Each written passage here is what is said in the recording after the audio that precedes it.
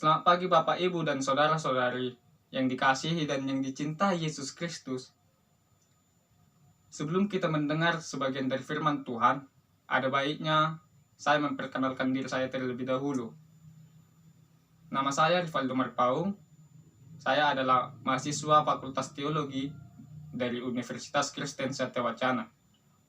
Saya berasal dari Sumatera Utara, tepatnya di kota Pematang Siantar. Bapak, Ibu, dan saudara-saudari, nats firman Tuhan pada pagi hari ini diambil dari Lukas pasalnya yang ke-9 ayat 28 hingga ayatnya yang ke-44. Saya akan membacakannya kepada kita semua. Dan setelah mengatakan semuanya itu, Yesus mendahului mereka dan meneruskan perjalanannya ke Yerusalem. Ketika ia telah dekat Betfage dan Betania, yang terletak di gunung yang bernama Bukit Zaitun, Yesus menyuruh 2 orang muridnya dengan pesan, "Pergilah ke kampung yang di depanmu itu. Pada waktu kamu masuk di situ, kamu akan mendapati seekor keledai muda tertambat yang belum pernah ditunggangi orang. Lepaskanlah keledai itu dan bawalah kemari. Dan jika ada orang bertanya kepadamu, mengapa kamu melepaskannya? Jawablah begini, Tuhan memerlukannya." Lalu pergilah mereka yang disuruh itu, dan mereka mendapati segala sesuatu seperti yang telah dikatakan Yesus.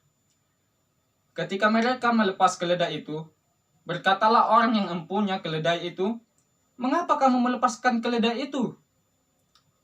Kata mereka, "Tuhan memerlukannya." Mereka membawa keledai itu kepada Yesus, lalu mengalasinya dengan pakaian mereka dan menolong Yesus naik ke atasnya. Dan sementara Yesus mengendarai keledai itu, mereka mengamparkan pakaiannya di jalan. Ketika ia dekat Yerusalem, di tempat jalan menurun dari Bukit Zaitun, mulailah semua murid yang mengiringi dia bergembira dan memuji Allah dengan suara nyaring oleh karena segala mukjizat yang telah mereka lihat. Kata mereka, Diberkatilah dia yang datang sebagai Raja dalam nama Tuhan. Damai sejahtera di sorga dan kemuliaan di tempat yang maha tinggi. Beberapa orang Farisi yang turut dengan orang banyak itu berkata kepada Yesus, "Guru, tegurlah murid-muridmu itu."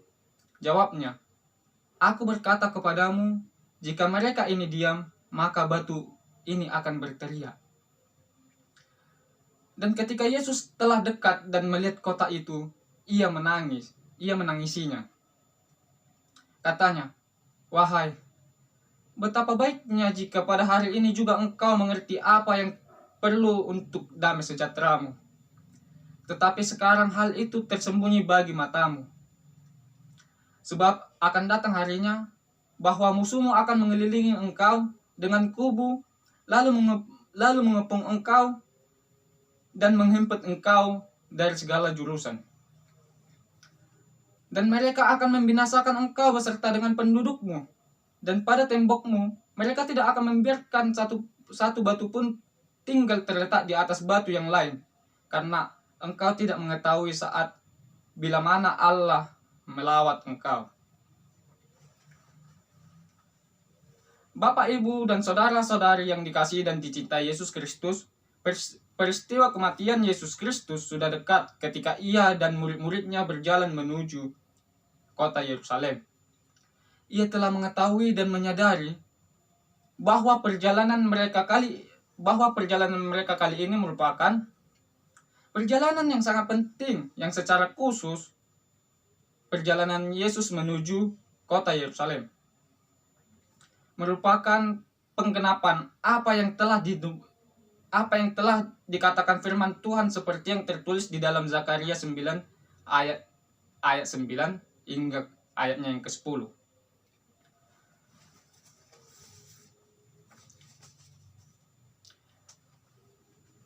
Nubuat yang diberitakan Zakaria ini yang berkata, "Lihatlah, rajamu telah datang.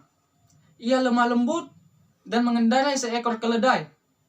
Yang menarik dari nubuatan ini memberikan penekanan bukan tentang kekuasaan secara politik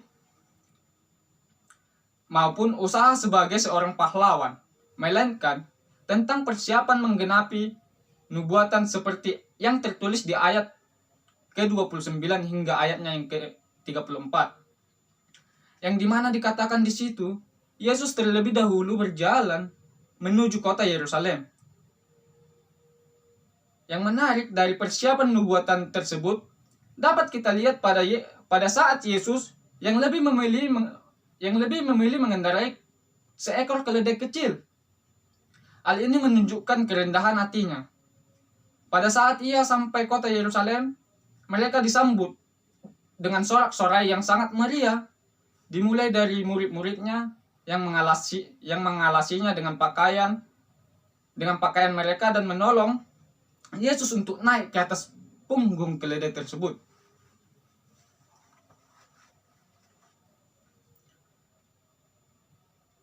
Dan sementara Yesus mengendarai keledai itu, mereka mengamparkan pakaiannya di tengah-tengah jalan, di jalan yang akan dilalui oleh Yesus.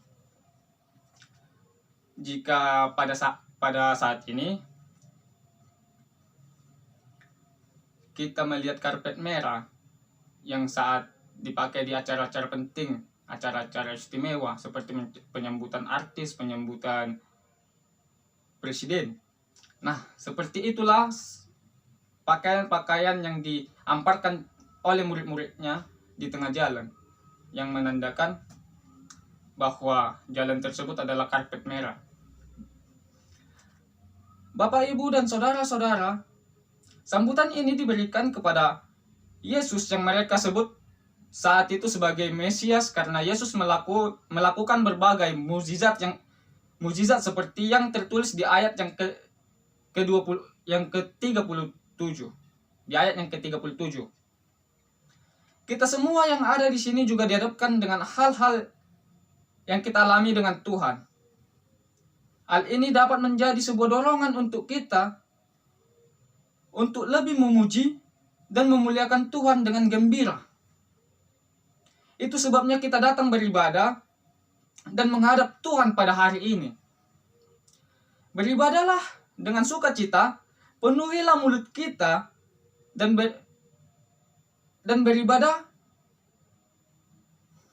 beribadahlah dengan sukacita, penuhilah mulut kita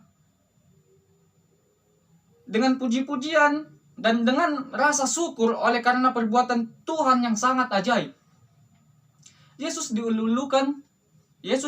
dielu-elukan di kota Yerusalem.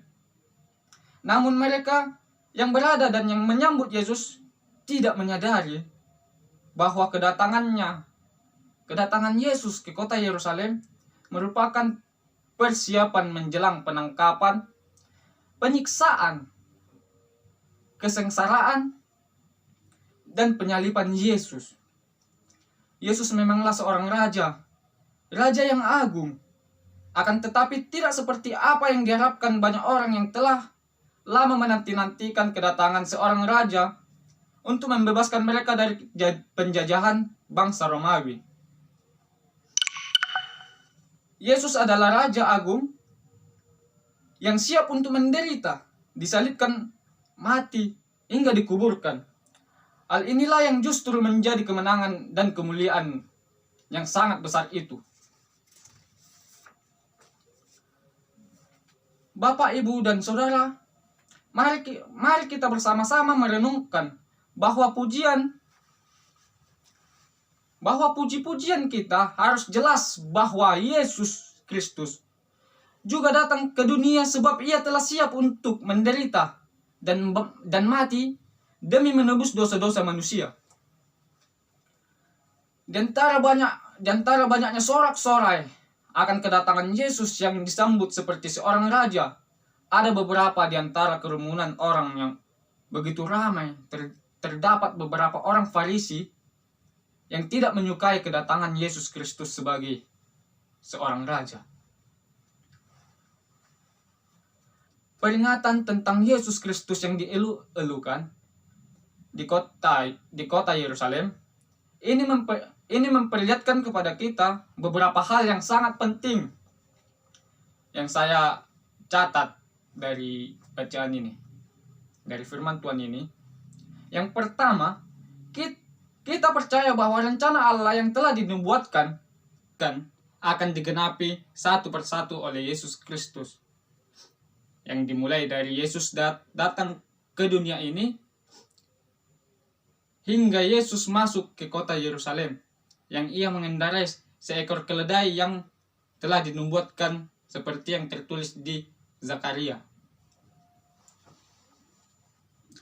Yang kedua, Yesus telah mengetahui bahwa ia akan menghadapi semua apa yang telah dinubuatkan itu. Dan Yesus juga dapat melibatkan siapapun untuk mempersiapkan semuanya.